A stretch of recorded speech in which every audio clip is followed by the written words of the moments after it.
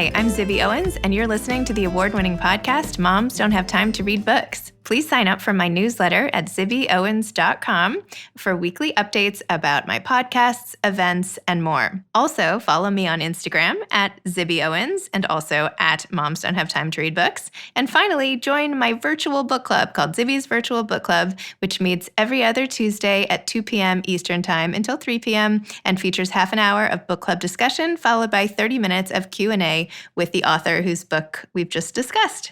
You can sign up on my website, zibbyowens.com, under the Virtual Book Club section, or even on Instagram under the link in my bio. I hope you'll find me in all these different channels and enjoy this podcast. Hi, listeners. I am so excited because Faherty is back as a sponsor this week. As you may know from listening to previous episodes, I am obsessed with Faherty and their clothing. I discovered this little store in the Pacific Palisades Village Mall in LA, and my husband Kyle and I just went crazy. They have amazing men's clothes and women's clothes that are so soft and great fabrics and colors and everything else. And I have been a fan for so long. So when they approached me to be a sponsor, I was like over the moon. They even did a little website for me on fahertybrand.com/Zibby. So go to Faherty, spelled Faherty, brand.com/Zibby, and you get 25% off all their clothes, which I have definitely used, and I have to stop at this point, but I keep buying their cozy sweaters and dresses that go with leggings, and I have this turtleneck, light sort of brownish heather gray. I'm not describing it very well, but anyway, dress-ish thing that I've been wearing almost every day. Kyle wears these jacket / polo, not polo, button-down shirts, sort of indoor, outdoor. We're stuck in the house anyway right now. But anyway, you have to go get 25% off with code Zibby, fahertybrand.com. Go check out their clothes. You'll see why I'm obsessed. I'm kind of sad to be revealing this little secret brand that I thought that we had only just discovered, but turns out a lot of people know about. And now you do too. So go check it out. And thanks, Faherty, for being a sponsor. Morgan Jerkins is a New York Times bestselling author and senior editor at Zora magazine of Medium. She's the New York Times bestselling author of This Will Be My Undoing, Living at the Intersection of Black, Female, and Feminist in White America, which was longlisted for PEN Diamonstein Spielvogel Award for Art of the Essay and was a Barnes & Noble Discover pick. Her latest book, which we're going to discuss most, is called Wandering in Strange Lands, A Daughter of the Great Migration Reclaims Her Roots.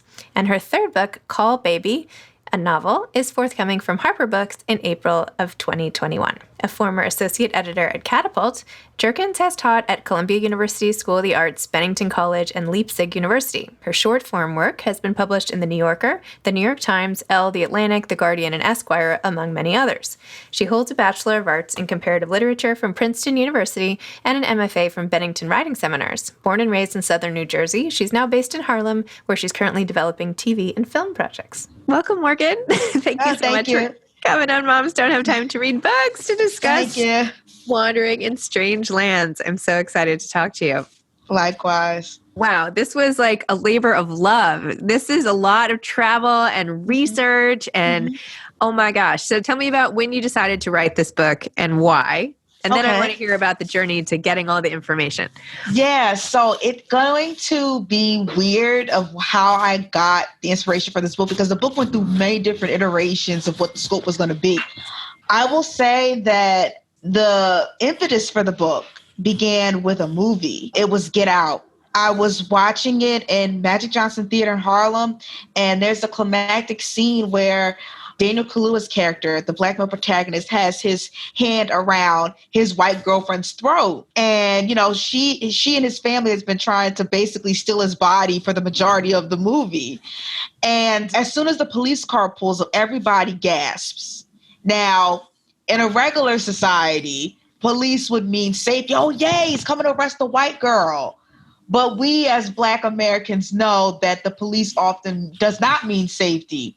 And so I was fascinated that when we were in this theater, for example, we all had the same instinctual fear And I knew, and I'm not a native Harlemite. I've been living here for 5 years, and I had a feeling that other people in this theater were not all natives to this neighborhood. And so that really fascinated me. This idea of fear of state violence, fear of the state, and our precarious position on any type of American soil. And so I wanted to first investigate that, intergenerational fear and trauma.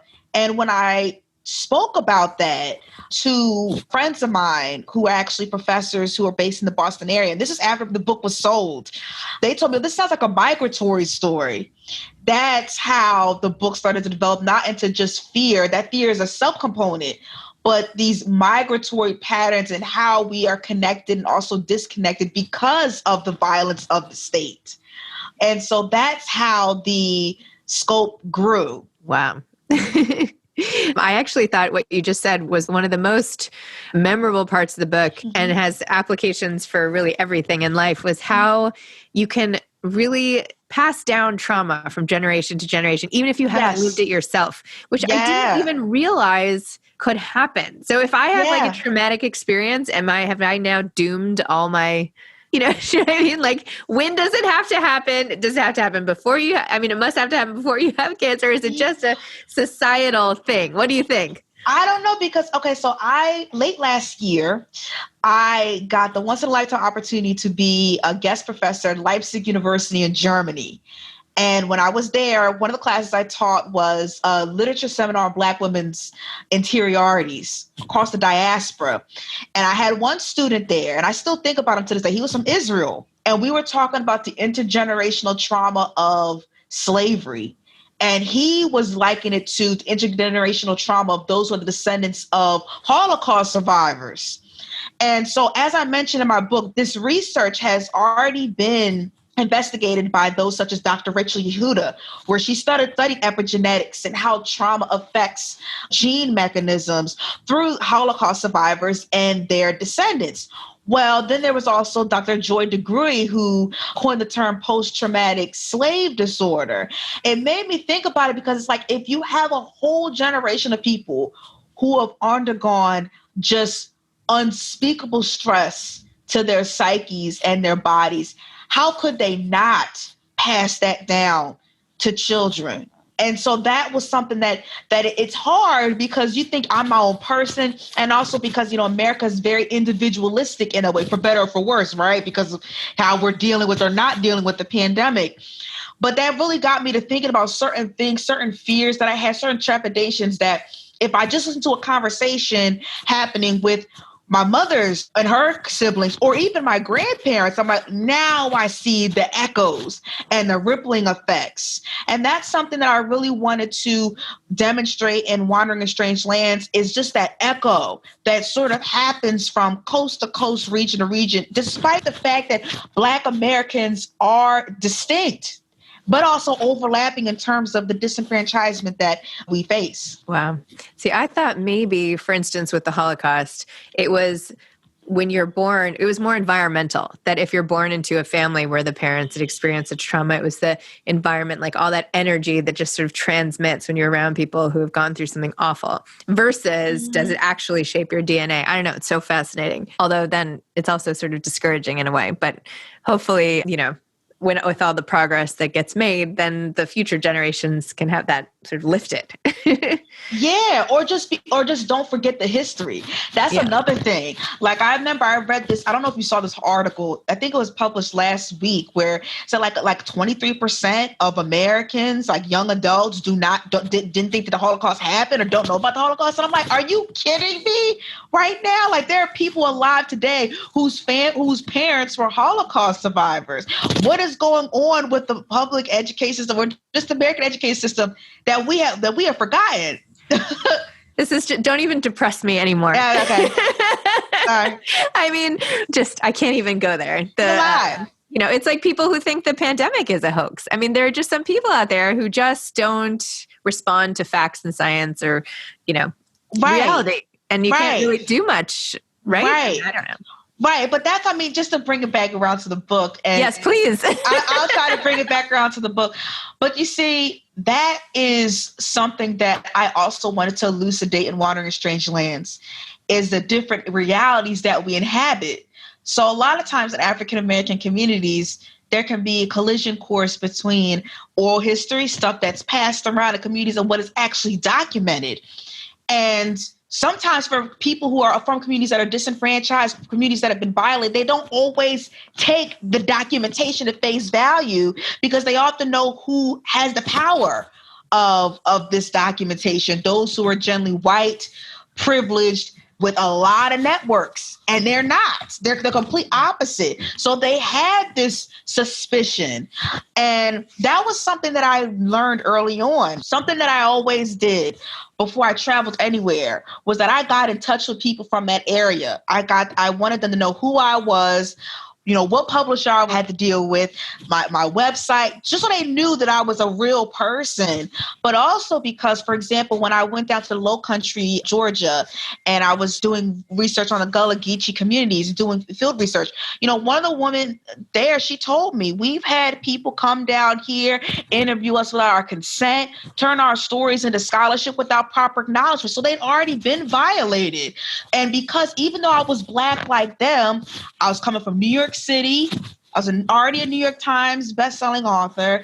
I taught an Ivy League institution. Like, I was the institution. You know what I'm saying? So I had to really tread lightly. And that's something I didn't lose sight of.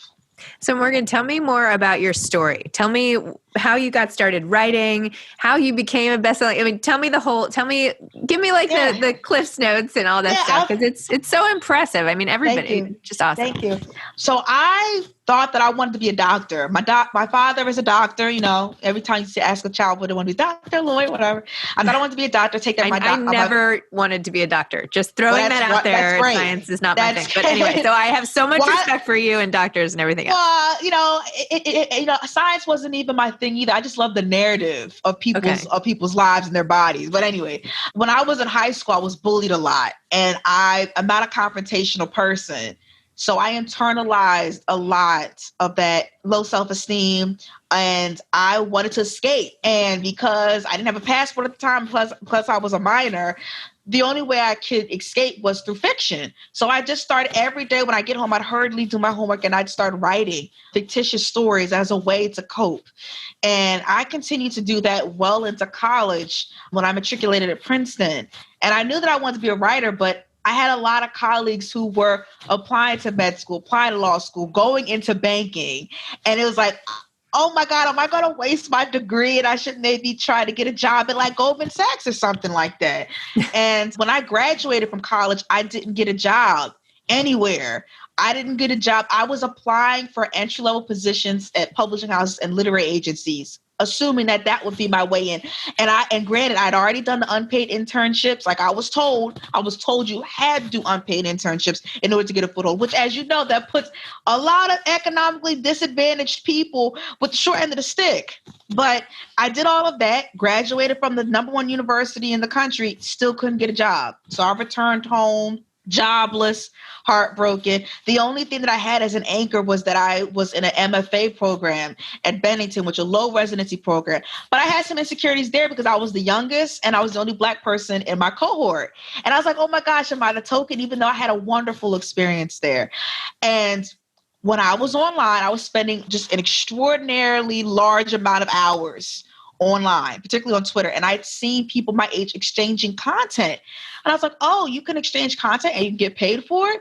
Well, then I'm going to do that then. And because I had so much time on my hands, I was able to amass a large amount of bylines in a short amount of time. And then everything just started to take off like a rocket. In 2015, I moved to New York. I also got an agent. I also met the woman who would become the acquiring editor for my first book through Twitter as well. And so by the time the week that I was graduating from my MFA program, I was fielding calls from editors interested in acquiring my first book. Okay. That was in June 2016. January 2018 is when This Will Be My Undoing, Living at the Intersection of Black, Female, and Feminist in White America was released. It debuted on the New York Times bestseller list. And then from there, I taught at Bennington as a teaching fellow. I taught at Columbia University, Leipzig University. I've done speaking engagements. And of course, I just released my sophomore book in August of this year. Wow, that is exciting. Wait, can you tell me please what it's like to write a book and have it come out and be like an instant bestseller? What was that feel? Tell me about the call you got or when you found out or how it was funny because, oh my God. So I was on my book tour and I remember what it was like. I was in Atlanta. It was about an hour or so before I was going to get picked up to go to the bookstore. I think it's for Charis bookstore, Charis. I'm pronouncing it Charis bookstore. I think that was the one. And I was interviewing people for my second book. I was trying to, because I knew I had a deadline and, I wanted to hit the ground running. So I was literally on the call with like a scholar from UCLA and somebody is calling my other line. I'm like, who is calling me at this hour? Because I'm like, why is my editor calling me at this hour? All of a sudden I click over because I'm like, I'm sorry, I got to take this because somebody is like frantically calling on the line. I click over and then they tell me the news. And then I clicked back over, mental emotional whiplash. I tried to get through the interview, but I probably wanted to like scream at this lady who didn't know me from a can of paint, as my folks would say.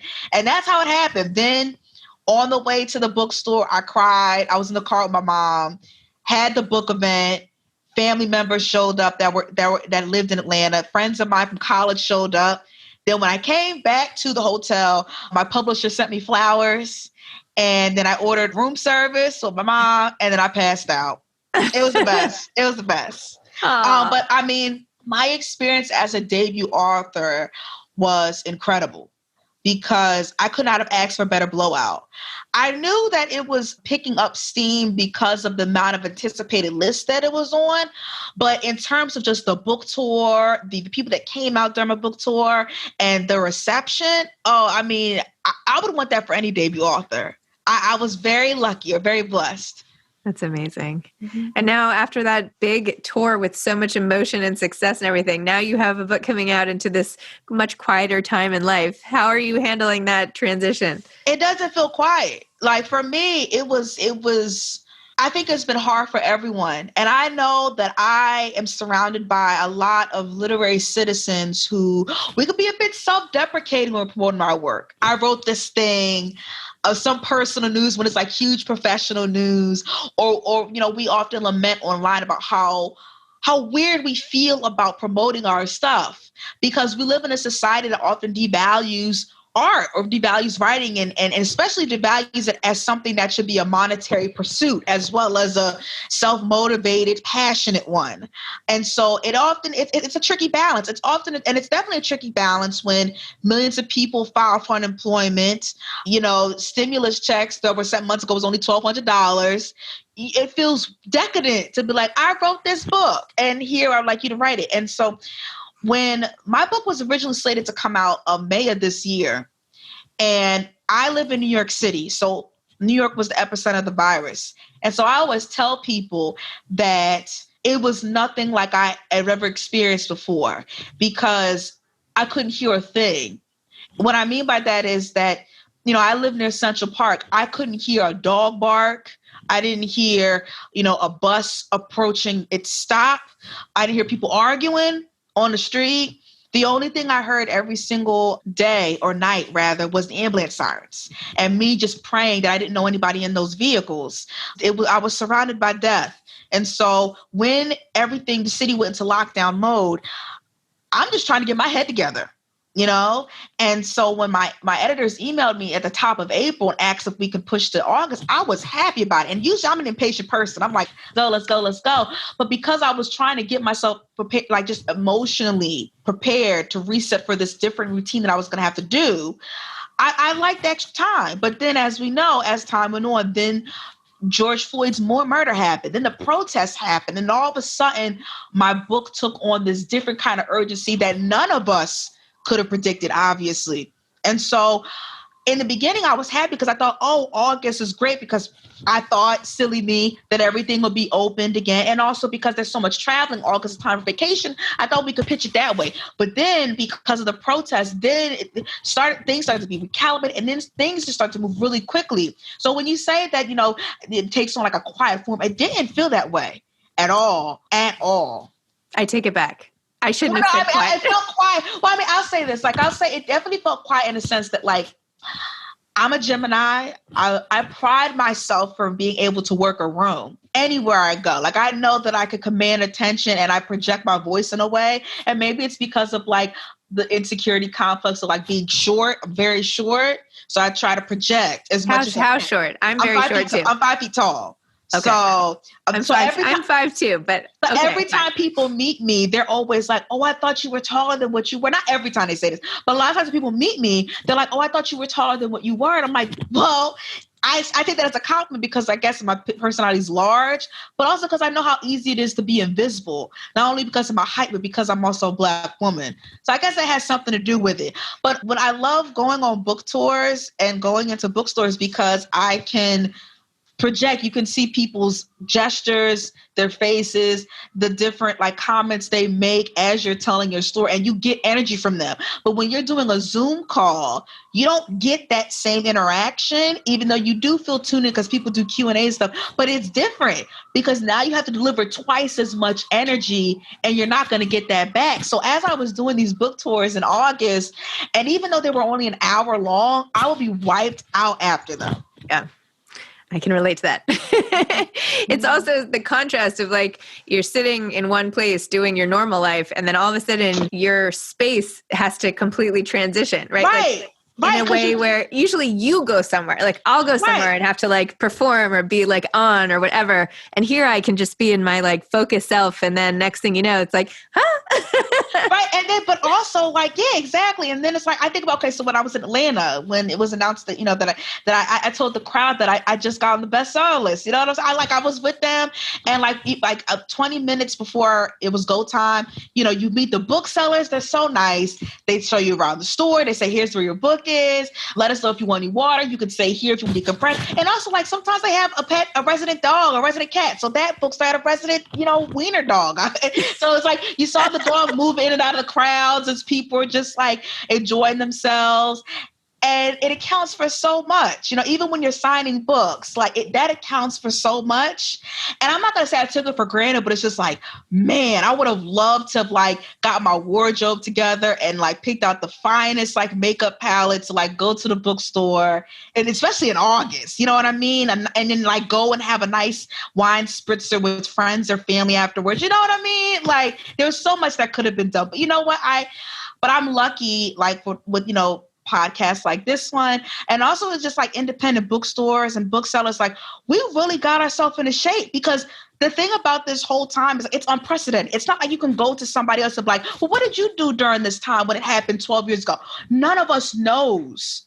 But despite the fact that we don't know, we have been able to reorient, I'm sure with difficulty, but we're doing it. And I think that that's pretty inspiring. I agree. And I think there's some things that came out of it that will make regular life better going forward. You know, I sure hope so. I don't know. I feel like so much of life was running around, getting places. And like, I don't know about I'm sure, I mean. Oh, yeah. The pandemic has made me prioritize rest a whole lot more. Yes. Like, you know, I live in New York. New York is very fitness heavy. And, you know, I've really been like, I was really focusing on like, I don't want to lose this much weight by the time my book comes out May 12th. And I had it all planned out with a personal trainer. And then, of course, the lockdown happened. And I was getting so upset because I was like, man, if the lockdown didn't happen, I'll be able to bench press my weight by now. I'll be able to do this. And I realized I'm like, but you're alive, though. Your body has kept you alive. And okay, you had junk food 2 days in a row. So what? Like, you're working under stress. So I think it's more of like, this pandemic has really forced me to do a whole reset and shift my thinking about like my body and stuff like that.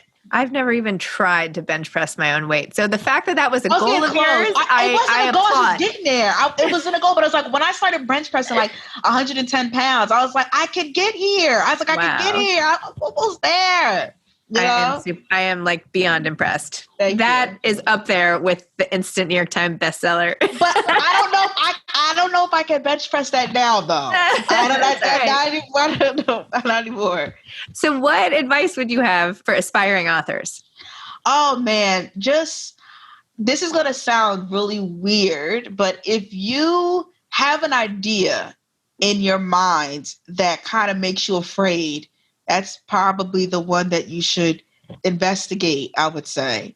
If you have an idea in your mind that it comes to you in flashes, sometimes when I know a story is important when I can see certain scenes visually or certain lines come to me.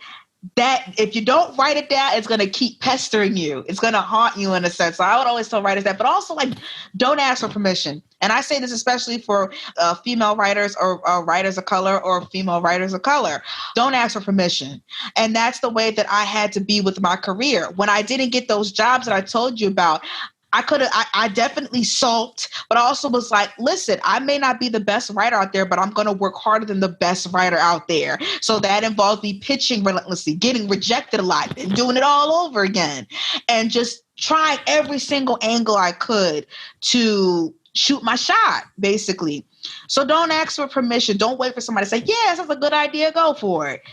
Just start writing. And start telling a story, and don't worry about it being perfect the first time. First drafts are supposed to be bad. You know what I'm saying? That's why it's the first draft. You can revise in layers. So I try to encourage writers to do the same. Oh, I love that. Well, Morgan, thank you. I feel like we didn't talk too much even about your book, which I felt like was so awesome. And I learned so much about your family and your background and all your amazing research skills and all this. So readers will just have to get the book and find out the backstory, so to speak. Yes. So Wandering in Strange Lands. Thank you, Morgan. This was such a nice chat. Thank you. It was a pleasure talking to you. Okay, you too. Bye-bye. Thanks again to Faherty for being a sponsor today. Go to fahertybrand.com/Zibby and get 25% off. Enter code Zibby for 25% off these amazing, comfy winter clothes and summer, but for now, winter, and you will thank me. Thanks for listening to this episode of Moms Don't Have Time to Read Books. Don't forget to follow me on Instagram at Zibby Owens and at Moms Don't Have Time to Read Books. Also sign up for my newsletter at zibbyowens.com and sign up for my virtual book club and meet lots of authors on Zoom every other week. Thanks so much to Steve and Ryan at Texture Sound for the sound editing. And thank you to Morning Moon Productions for providing this fantastic intro and outro music.